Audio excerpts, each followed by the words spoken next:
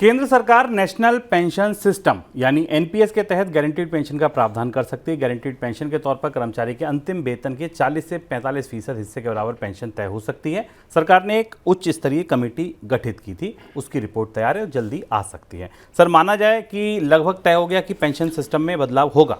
पुरानी पेंशन योजना पर जो राजनीतिक उठापटक हुई, विरोध हुआ, कई राज्यों ने केंद्र सरकार के दबाव को नकार कर अपने पुरानी पेंशन योजना लागू की, उसका नतीजा यह है कि केंद्र सरकार भी अंततः अपनी नई पेंशन स्कीम में गारंटीड पेंशन का हिस्सा जोड़ने जा रही है। ये बात हम लगातार फॉलो कर रहे हैं और आपको मनी सेंट्रल के अलग अलग कार्यक्रमों में बताते रहे।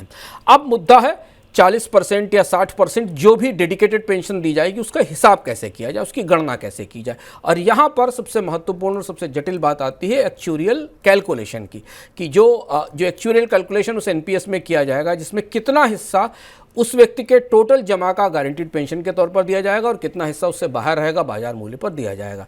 सरकार, जो संकेत मिल रहे हैं कि सरकार इस मामले में सैद्धांतिक रूप से सहमत हो चुकी है।